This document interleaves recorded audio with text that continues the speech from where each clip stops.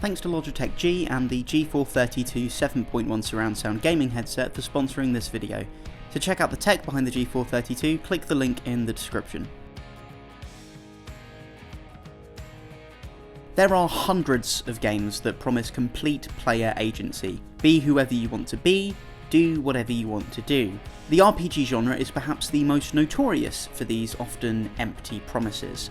Sometimes being given a wealth of options for how to make your character, how to approach missions, how to interact with NPCs, unintentionally limits you. Because if a developer tries to give you as many options as possible, they'll inevitably forget to flesh out a few of them. If you're anything like me, you'll quickly find those options which were forgotten. Like, what the hell is up with the alchemy in Skyrim? It's pretty easy to forget about altogether, and if you do specialise in it, it's fairly dry.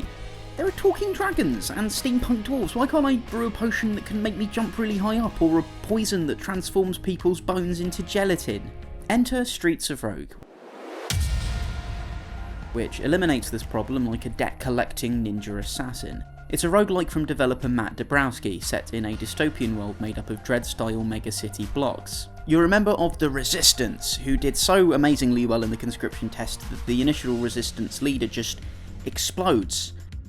You can be one of several characters on any given run of the game, which is part of where the roguelike aspect comes in. You have a home base where you can use a persistent currency, chicken nuggets, to buy items that you start each run with, purchase new special abilities to use in a character creator, and apply modifiers to the next run you do that change up how the game operates.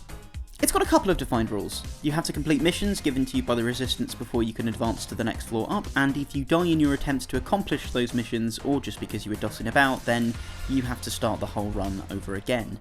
Every character, not just the ones you make, has a pool of 20 points to spend on their stats, special abilities, traits and items, and that points limit can never be exceeded to keep things balanced, at least not if you want to be eligible for nuggets and the like. But once you're let loose into its procedurally generated city districts, beyond the Resistance missions, the leash comes off. You're free to do any manner of things in any way you like, really. It's the game's biggest strength, but how does it pull it off, and why does it work so well? I think it's because it shares a lot of similarities with a specific style of tabletop RPG. Those similarities are what give you as much agency as you have, but in order to understand what I mean, we're gonna have to dig deep into some RPG theory, like massive nerds.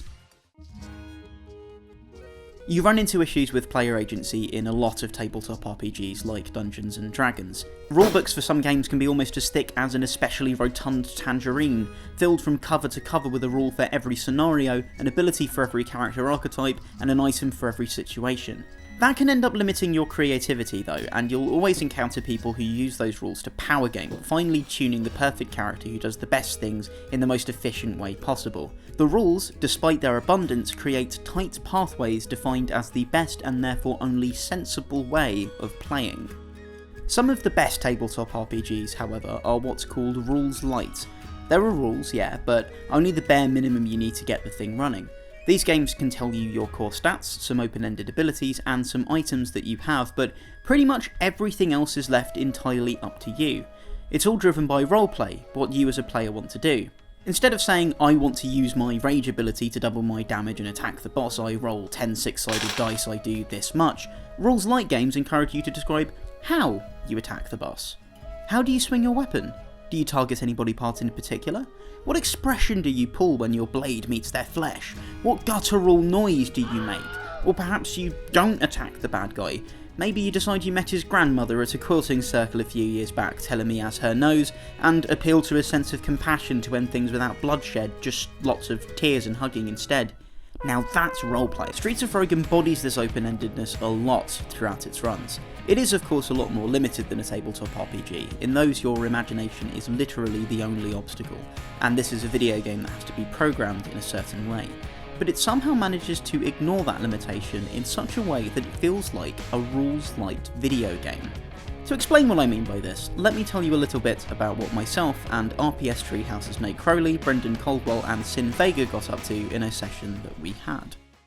In one run, I assumed the role of a mad scientist, and the other three were my small army of guerrillas. The premise that we'd made for ourselves was that I had gone AWOL and decided to adopt a life of supercrime, genetically manipulating my guerrillas so that they might perform terrifying feats to achieve my goals.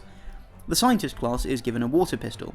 You can use it to short-circuit police robots and put out fires, I think, but you can also load them up with different poisons and medicines, despite the substances in question being ostensibly designed for injection or the like. I had a medicine called a giantizer, which makes people bigger. You can see where this is going. Except, it didn't go that way at all. I was having difficulty figuring out how to load the giantizer into my water pistol, and in the confusion, accidentally used it on myself. I got really massive and smashed my way through a prison. Whoops. As I shrunk, I stood quietly in amongst the rubble, wrought by my own hubris. Typical of an evil supervillain mastermind, I said, mistakenly using the inventions of themselves. Foolish! We tried again when we reached the next level, and besides me missing Sin and accidentally shooting Brendan twice, it worked! The gorillas got right massive, smashing up every building they could get their big furry digits on, while I skipped along in the wake of the carnage, cackling menacingly as I looted everything that wasn't nailed down like a right evil bastard. As Nate exclaimed once the deed was done, "Show me an Overwatch character who can do that." Our carnage ended up freeing another captive gorilla who attacked me whenever he saw me, because scientists and gorillas are, as it turns out, sworn enemies. This gorilla later joined a gang, because of economic disparity we assumed. As a few floors in, he was following us around dressed in gang clothes and wielding a knife. Streets of Rogue is like a digital tabletop RPG session where every player is chaotic neutral. The game itself acts as a sort of dungeon master, but where other games' metaphorical DM's responses to the absurd requests of its players are met with a "no, but here's what you can do," Streets of Rogue follows a piece of essential advice given to people when they're learning how to run an RPG for the first time, one that the best DMs swear to. Instead of saying "no, but," Streets of Rogue says "yes, and." There's a specific tabletop RPG that I'd compare Streets of Rogue to, and I think it does a good job of communicating why I think rules like open-ended games are fantastic, and thus why Streets of Rogue is so great. Monster of the Week, which you might have heard of if you listen to the Adventure Zone podcast, is a system that puts storytelling over its rules and uses the latter simply as devices for that storytelling. While the Keeper, what the game calls the Dungeon Master, is ultimately the person in charge of rules, jurisdictions, and establishing obstacles for the players, Monster of the Week stresses that the telling of the story is collaborative. The Keeper is in charge of the rules, but every person sat around the table is the storyteller.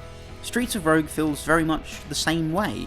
The game is the keeper of the rules, it tells you what obstacles you'll face, and its algorithms impact the success of certain actions. But the story of Streets of Rogue isn't fed to us, it's one that we all tell through acting as players in the game.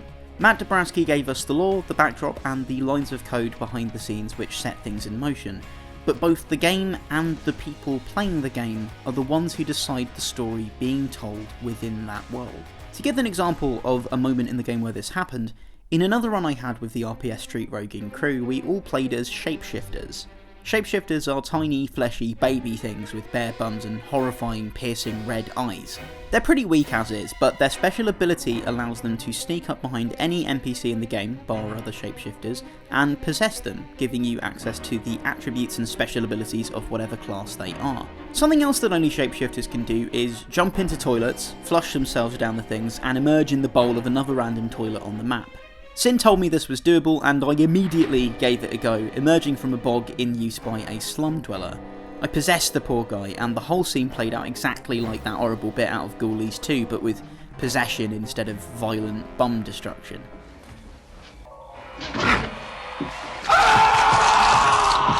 Dabrowski gave us the Shapeshifter. He also gave us toilets, and the Shapeshifter's ability to use them as a sort of smelly metro system. But that moment where I leapt out of the bowl and into another person in a mortifying horror movie fashion? That was an interesting moment spawned from collaborative storytelling between player and creator.